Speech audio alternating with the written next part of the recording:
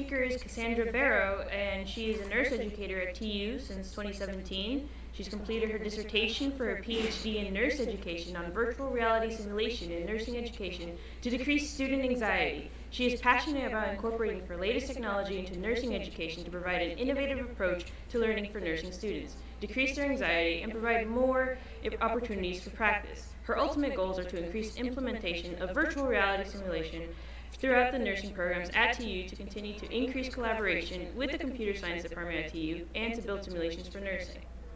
So now we'll throw it over to Dr. Barrow. Hi, thank you for that introduction. My name is Cassandra Barrow and I am a registered nurse. My nursing experience included a lot of different areas, and I moved into nursing education, able to teach many different topics because I had a wide range of nursing experience. And then as I began teaching at TU and implementing hands-on simulations with nursing students, I was introduced to virtual reality simulation. I was actually at the first CSGC and did some virtual reality in its very beginning stages regarding healthcare at that time. And so I'm very excited to come back now and talk about how far we've come in that time. I just want to quickly explain nursing aspect of this use. So high fidelity hands-on simulations are used significantly in nursing education to give students practice before they go into the clinical hospital setting and start taking care of live patients. These simulations have a lot of benefits. However, they are time-consuming for faculty and financial resources. In addition, we've seen a lot of anxiety in nursing students during those hands-on simulations. And while the hands-on simulations help decrease their anxiety before they go take care of real patients in the hospital, they are undergoing significant anxiety still in the hands-on simulations. Some of that is because faculty are observing them to give them feedback. They're doing these simulations with peers as a team, so they're concerned about peers judging if they make a mistake. And they're not always sure what's going to go on in the simulation. And students have many learning styles. So my dissertation was focused around the anxiety of nursing students in simulations. And that's where I brought in virtual simulation in the hopes that it would allow students an initial practice that would decrease that significant anxiety in the hands-on simulations that do require a lot of faculty time and financial resources. So hopefully they would be able to get better learning outcomes from the hands-on situation. Most of us here probably know, but quick breakdown, virtual simulation, we have both 2D and 3D. I wanted my students to possibly have both of these if available, and they were. So these were the 3 different companies I found producing simulations already for nursing. And Oxford Medical Simulation provided exactly what I was looking for, where the nursing students can perform the simulations independently without any faculty observation or time commitment other than debriefing after the simulation. But while they were in the simulation, faculty doesn't have to observe them. And they're able to do the same simulation in both 2D on their own computer as many times as they want, or 3D on an Oculus Rift S in the lab, or if they happen to have one at home, they could do that too. So nursing simulation time is starting to be used as a portion of clinical time in nursing education because of the high demand for clinical sites around the city with many programs of nursing and the need for faculty supervision. Simulations are becoming part of our clinical time. Research specific to newly emerging virtual reality simulation is pretty scarce, which is why I really was focused on it for my dissertation. And it could be critical to further the development of high fidelity simulations. Because it's so new, it's not even entered the guidelines for how it can be used in nursing education. So right now it's an amazing learning tool, but does not count toward that clinical simulation time in the state of Oklahoma. Nursing simulations, whether 2D, 3D, or hands-on, provide a safe, replicated environment for nursing students to practice what they've learned in theory, make errors before giving direct patient care, and time and money are typically less compared to hands-on simulation. And then my research found out it did decrease the student anxiety related to the hands-on simulations. Nursing students have a lot of anxiety. It's known for being quite a rigorous curriculum. So little things like a hands-on simulation might just be the cherry on top of their anxiety. They also have an extreme amount of anxiety just from what they're going through in the nursing curriculum. So it's very important to me and a passion of mine to help decrease their anxiety anywhere that I can. There were some studies on nursing student anxiety, including that 25% of nursing students had severe anxiety, not related to simulation, just because of their curriculum. And decrease in performance when nursing students do have moderate to high levels of anxiety in a separate skill. So when combined, we can see that if 25% are having severe anxiety, not even necessarily directed toward the simulation, and then they get in this simulation, which usually increases their anxiety, their performance in the simulation is going to be decreased, which is going to decrease the knowledge that they're able to get from that simulation. In hands-on simulations, some things we can do are having faculty in a control room, not in the room where the students are doing the simulation. And we know repeating simulations over and over helps reduce student anxiety. And with hands-on simulations, using equipment and one-time use items, a lot of time and money can go into repeating that simulation for the student. But with 2D and 3D VR, the student can get repetitive practice in that simulation and then gain the skills from virtual reality, critical thinking, communication, step-by-step process, before they go into the hands-on simulation, where then they can focus on learning fine motor skills and how to actually open up the packages of instruments and things like that.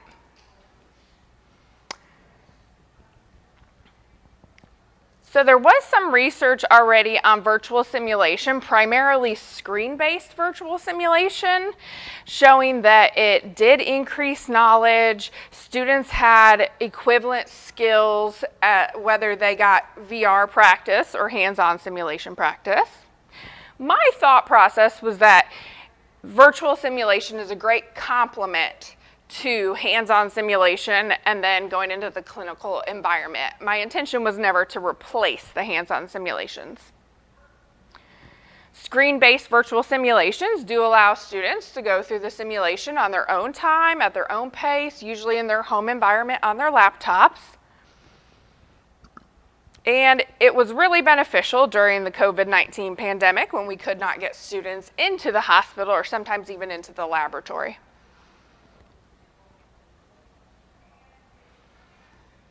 Okay, virtual reality simulation is the primary thing that I was studying. It helps reduce distractions because when you're in that environment, from hearing other sounds or visually seeing other things versus if you were doing 2D simulation on the computer. Studies have already shown it either meets program outcomes equally or more when compared to hands-on simulation. It's becoming very, very cost effective. When I started my process of trying to initiate virtual reality simulation in the nursing program here, my budget requirements were significantly more than now for the equipment and software that we need to run nursing simulations. Nursing students have many learning styles, and I like that we're able to give them different types of simulations to meet different learning styles.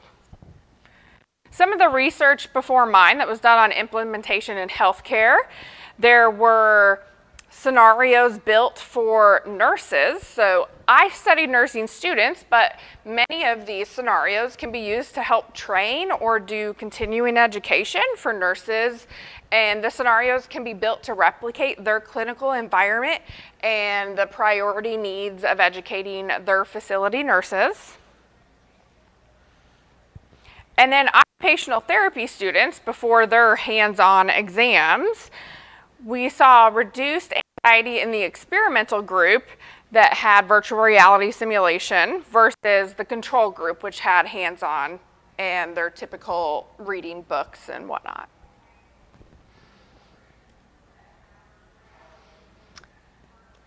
There's more. I'm gonna move through those. Okay, so the design algorithm for this study I did for my dissertation, I had nursing students fill out an anxiety tool on how anxious they were about their upcoming very first hands-on simulation. And then we had them do a virtual reality simulation that was kind of a precursor, same patient, as they were going to take care of in the hands-on simulation. After they did that virtual reality simulation, they filled out the anxiety tool again about how anxious they were about that upcoming hands-on simulation, and their anxiety was significantly decreased. These students had completed one VR sim prior that was not related. They had never completed a hands-on simulation. And these are all pre-licensure nursing students in a Bachelor of Science in Nursing program.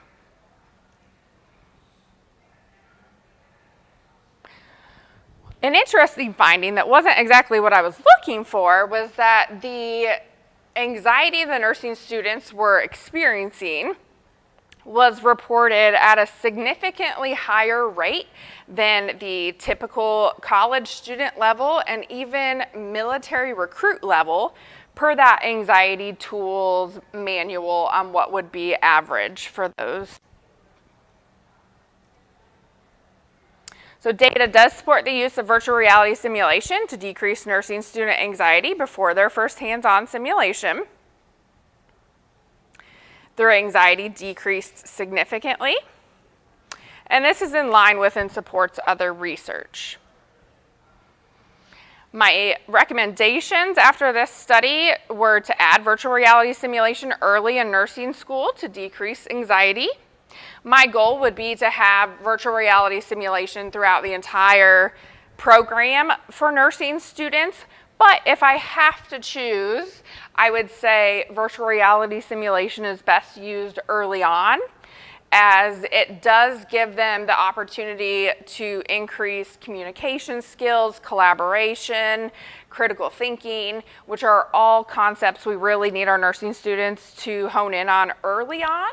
And then they can work through the fine motor skills of exactly how to insert different things later on in hands-on simulations. I would love for this study to be reproduced with a much larger sample and collect demographic data. The main questions I got out of it, though, were, is the cost of VR sim equipment offset by the improved student outcomes? Which, remember, when we were implementing this, VR equipment was much more expensive than it is now. And how much virtual reality simulation should be implemented before the first hands-on simulation. So is one enough? Should they do several VR sims before they get into hands-on sims? I would like nursing educators to consider the implementation of VR sim to reduce student anxiety before their first hands-on sim, and then taking into consideration cost and space for the equipment. Outside of my dissertation, where we used Oxford Medical Simulations, nursing VR sims. We have begun to collaborate with the CSG department here at TU. We had many meetings where we discussed kind of sharing each other's professional knowledge on what type of simulation would benefit the nursing program most, and then what type of simulation can the students in the CSG department realistically build. So we went through many different types of scenarios, and we ended up being able to work out replicating our medication administration room in our nursing skills lab here at TU. So when this project is finished, the CSG students will have built a VR scenario that we don't have to pay to play, like we would with Oxford Medical Simulation or any other program that's offering multiple nursing simulations. And it's a replication of our exact environment. So the nursing students are able to do this in virtual reality simulation first and get a feel for what the environment's going to be like. Go through the step-by-step process of administering a medication. And then in part 2, it's a replication of our patient care environment in the skills lab. So a patient bed with the nightstand and the bedside table and everything. And the student's able to, again, get comfortable in the environment in VR, go through that as many times as they want until they do feel comfortable with that environment, practice the step-by-step process, and the goal with that is to reduce their anxiety before their hands-on medication administration skills check-off, where students are typically very anxious and sometimes even spilling medications as they walk from the med room to the patient room, because it's their first time really getting hands-on with administering medicine. That program or collaboration has led us to be able to, in the future, once this one simulation is built, to be able to build out more simulations as well. So this is just the start with medication administration. Once this simulation has been developed by the CSG students, we can collaborate to see how we could easily build another type of simulation with the same rooms or the same behind the scenes coding and whatnot to get similar sims produced faster than the time it takes to produce the first sim, just because of having to do all that legwork in the beginning with coding and whatnot. I need to watch my time. Okay. I feel like I should pause and ask questions. I talk really fast. So does anybody have questions about all that I just spilled out? The 2D versus 3D environment, how much did the anxiety go down to 2D versus the 3D? Like, was it about even? It made it sound like VR was more. In other research, not my dissertation, but in other research, most of it is 2D and 3D simulation combined research to say that it's meeting outcomes similarly to hands-on simulation. In my dissertation, we only looked at 3D simulation. So they did the one 3D simulation and then the hands-on simulation. Then they were able to do, at their own pace, the 2D simulation as many times as they wanted. Yeah, even better to meet outcomes. It depends what the outcomes of the simulations are, because with 2D, they can take more time in clicking around the environment and usually a little more user-friendly. Most people know how to operate their computer, keyboard, and mouse very well, and not everyone is as comfortable in virtual reality simulation yet, which I see changes coming very soon as our students are becoming younger generations. So there's a mix with that in how comfortable the students are in virtual reality simulation, how much they're going to gain out of that, versus if they're more comfortable in the 2D, then they might gain some objectives a little, or learn some of the objectives a little better. Great question.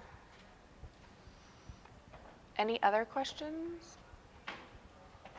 So what do you do about people who have issues with VR, like motion sickness, or like people watching who don't fit in the headset?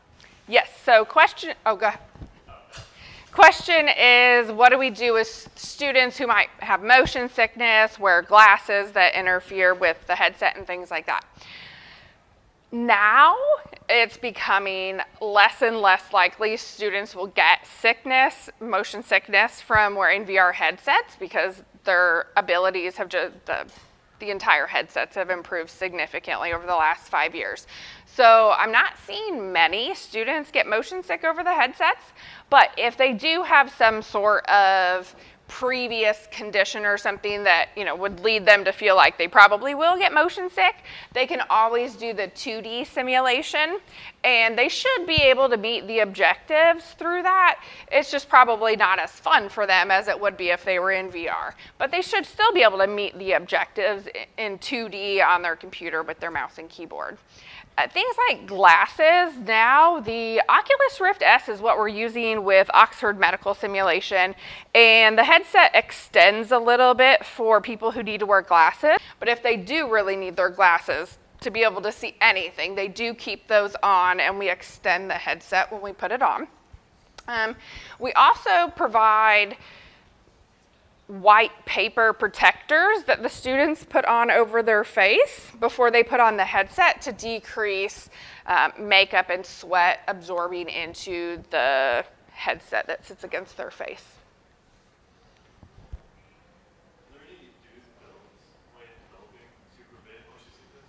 Like, obviously you wouldn't want to cause an earthquake while your students are simulating the environment, but like, is there anything like particular that y'all found was helpful or like really disastrous?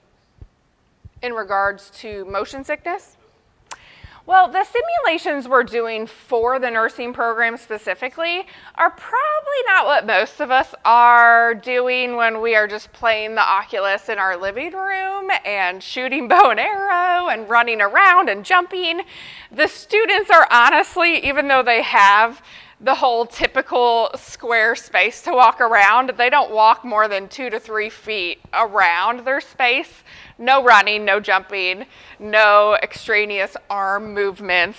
They're pointing, where you move your head points a dot to the items in the room, so the patient, the medical chart, the sink to wash your hands, and then they really just have to press the trigger button to then perform that action, and a different button if they want to transport. So there's not as much involved in the simulations as what we're usually used to when we play VR games. And I think that's able to reduce some of the motion sickness as well, because there's not bright lights, lots of changes in the environment, etc. I do recommend the students at least, eat breakfast, stay hydrated. Don't come in if you're feeling unwell in any way or have a history of motion sickness and things like that. We'll work with them to just do the 2D simulation.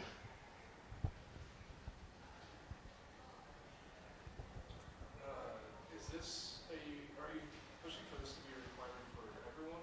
Like, if somebody's super confident they don't have anxiety at all, do you still suggest that they do the virtual reality? Yes, so the question is, are we requiring this for all students regardless of how they feel their anxiety is? And the answer is yes. So simulations in nursing school aren't really optional. We are forcing you to get in there and take what you learned in class and put it into practice as best as you can in that environment. And while we see this is reducing anxiety, even if they don't feel like they're going to have a lot of anxiety, they need that practice and that skill development.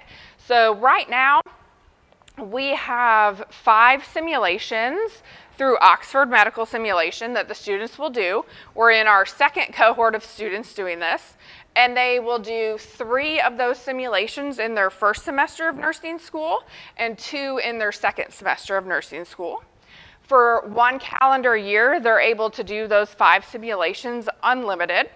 They don't have access to those 2 that are going to be second semester until that time comes. But once we release each simulation, they then have unlimited access to do that on their own through that 1 calendar year. And then our hands-on simulations are in conjunction with that. So first semester, they're doing 3 VR sims and 2 hands-on sims. Second semester, they're doing 2 VR sims, 2 hands-on sims. How have you started at all with buy-in for the students going into the simulations? So, clarify the question. Even in retail, a lot of the time there will be what's computer-based learning courses, and those were always just an excuse to play on your phone when it's over. So, has that been an issue? I imagine less so with the VR because you're in it. Mm-hmm. But it's like, the silly thing I gotta go through. This is stupid. Yes. So question is student buy-in related to the VR sims. So yes, hands-on sims were previously, the students are physically in there. They can't be on their phone and ignoring the simulation, and we're watching them during it. With the VR sims, if they do it in 3D, we have them do each sim for the first time in 3D in the computer lab right now, or the nursing skills lab right now. Although as headsets become more, just everyone owns Quest 2s here in the near future type of thing, they could probably move to doing that at home, but exactly what you just said is a main reason I would shy away from that. Students might get on 3D VR in their home setting, but just click through just enough to say they did it and not get the experience that we want them to get out of it. So I would be hesitant to completely move it to their home environment versus at least making them come into the lab for that one initial VR of each simulation. Right now, the 5. The 2D option is really just a bonus for them. So that is, if they don't want to do it again on 2D at all, that's okay. However, I have found most of the students really enjoy VR, of course, but then even getting to repeat it in 2D because typically, there's a few errors they made when they were doing the 3D VR simulation. And in debriefing, I hear comments like, oh man, I can't believe I missed that. I know I knew that. We just talked about that in class yesterday. How did I not ask that question? So really what I've seen from students, just verbally, is that they want to go back and do it in 2D to kind of prove it to themselves that they did know those things. And technology for most of our students in their young 20s today is an appealing way to learn. So when their options are sitting in class learning about all this, and then they have the option to get on their computer and put that all into practice, they seem to really enjoy it. The other factor with Oxford Medical Simulation, every time they run through the simulation, whether 3D or 2D, it collects all the data and analytics. And as an instructor, I can log into my instructor account and I can click on each individual student and I can say all scenarios or a specific scenario, and it will give me all the data. So if they just went in and clicked through for 45 seconds and then logged off, I can pull that up and we can have a conversation.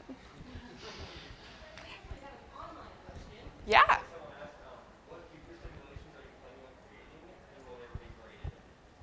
What future simulations and will they be graded? Okay, let me talk about the grading first. So it ties into the last question. So we get analytics from Oxford Medical Simulation. In the simulations we're building with the CSG students at TU, we are also going to get analytical data. It might not be quite as thorough as this major company that has lots of resources, but we will get analytical data on what the students are doing well on and not. So when it comes to grading, simulations in nursing education are typically never graded. They are there for the hands-on experience and to help the students progress before they go into patient care. Our primary objectives with simulations, whether hands-on or VR, are that the students are able to make errors, learn from those errors, decide how they would do it differently in the future, all before they do go do it on a human patient, hopefully decreasing medical errors, and decreasing their anxiety is great too, because that's going to decrease medical errors as well. Future simulations, we are looking at past the medication administration simulation they're building initially. really it seems pretty limitless to what we can do. I'm not the computer science person in that. So I'm not sure what we will be able to build past this first simulation, but what I understand is that the coding is there to provide the analytics, and the designs are there for our patient care environment and our medication administration room. So a lot of the legwork after this first simulation will be done, and it seems like then building more simulations will come quicker, easier, and that we'll be able to do a lot of different things beyond just medication administration. There are some skills that would be great to do in VR. However, our primary look with them is usually the ordering a task in your head, just going through the steps 1 through 10. And critical thinking when you can't do 1 through 10 and you have to go 1, 4, 2, 6. And those can be practiced in the VR environment before they get into a hands-on simulation or in a clinical environment. Not necessarily the fine motor skills of a technical procedure that we do as nurses. So I would say more simulations in the future will revolve around taking care of different types of patients in different types of situations, just to get the students a chance to experience those situations before they go into caring for patients. One that the students seem to like a lot is an older female client with anxiety. Well, when they go into the clinical environment, they are often taking care of older adults, and older adults typically have a lot of anxiety regardless of why they are in the hospital setting.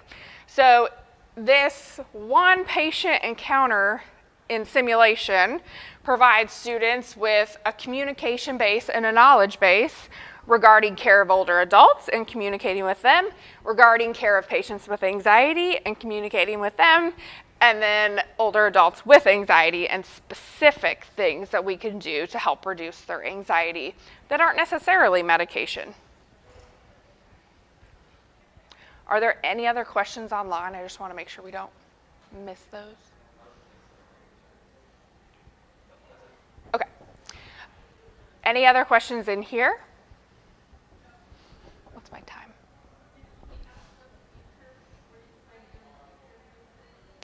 Yeah, so future outside of, I talked about kind of what we want to build, but overarching future, I would love for there to be VR simulations in every semester of the nursing program. In the beginning stages, it'll be that sweet older female client with anxiety, but then as they progress to senior year, we can have multiplayer. We can have them taking care of a patient with very complex issues that requires them to not only go through an assessment and decide what to do, but then contact an attending provider, then decide what to do past that. The simulations do evolve where as they complete interventions, the vital signs improve or not, depending on if those are the right interventions. So the scenarios can become very complex and lead to, did you provide sufficient care for this patient, or did this patient deteriorate over your 25 minutes allowed with the client? So right now we're focusing more on those initial stages of simulation, but I would love to get into more complex scenarios, and multiplayer would be amazing so that students get more collaboration experience. And just in general, keeping VR throughout the entire program, being able to use it to decrease that hands-on simulation time at times, or adjunct to those hands-on simulation times at times. The 2D VR being able to do at home is incredible. However, I do see it probably in just 2 to 3 years, everyone having a VR headset in their home, and then being able to also do the 3D VR in their home environment. Although, as previously stated, I still think I would like them to do it once in the lab to make sure they really do it the first time. Can we talk about gamifying these scenarios, right? Achievement unlock to help reward so the question is there any talk of gamifying these scenarios where students can unlock achievements and things like that? I think that would be a great way to give students even more of an excitement in that this is not just a thing we're making you do. It is something that's fun that's also teaching you. And I could definitely see that at the higher levels if we get to providing VR scenarios past the first semester, second semester time, that students will have taken care of this older female client with anxiety their first semester, where they just did a basic assessment and maybe gave one medication, things like that. But then come 2 semesters later, they can take care of that same client, and it would be more of a game that they're now moving forward in taking care of the same client. And yes, could unlock abilities to do things based on how well they performed at the lower level care of that client. Then they can get into performing higher level care for that client to make sure that we're not putting them in too high of a high stakes situation before they're ready.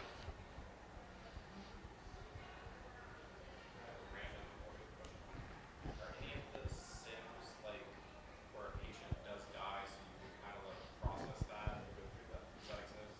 Yes, so the question is, can Sims end with the patient dying? And the answer is yes. Hands-on simulations that we do have resulted in the patient dying, sometimes because the students didn't provide the right interventions, or sometimes that was the goal of the simulation, the patient was going to die regardless, to give them that opportunity to practice calling a code blue, starting CPR, going through the process of notifying the family that the patient passed, going through and taking care of the body after that. And that's all stuff that we are going to do as nurses in the environment, in the clinical environment that they do need experience with. In virtual reality simulation, I do not believe at this time the patients ever die, but they can deteriorate. And then when the student gets their feedback at the end, they will get green check marks with things that they did great, and they will get red X's saying, you could have done better.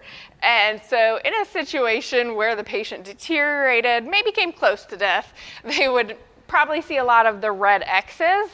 And again, never for a grade at this time, but what we want them to see is, okay, I could have done that a lot better. These are the things I was missing. Sometimes the students are like, oh my gosh, how did I miss that? We talked about that. But it is very difficult to put classroom theory into practice, and that's what the simulations are there for. So I don't want to give them a grade and tell them they failed because the patient deteriorated them that fast. I want them to see what they could have done differently and hopefully go back in, at least in 2D, and practice again and come out with better outcomes, which is going to help boost their confidence, decrease their anxiety going into a similar situation in the hospital.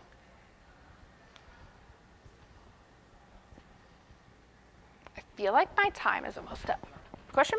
So you talk a lot about education, but is VR used in practice for medicine at all? Yes, I only touched on that for a second earlier on. So virtual reality simulation, whether built by CSG students or major corporations like Oxford Medical Simulation, are providing simulations not only for nursing students, but for practicing nurses. And if built for them, it can replicate their exact hospital environment. If it's on a bigger scale, it can have at least a generic room of that type, whether it's an emergency room or a clinic setting or a patient room admitted to the floor. So the nurses who have already been practicing for a while still need continuing education. Every year we have to have X amount of hours of continuing education, and usually we have way more than that because we just need more than that to stay on top of current research. So VR simulations and hands-on simulations are also greatly used in the clinical environment and are increasing more and more to help nurses on the floor in practice stay up to date with the most current research and best practices as well. Okay, I think my time is up. Thank you so much. So with that, can we get a round of applause for Dr. Barrow? Thank you so much for coming and speaking at our conference today.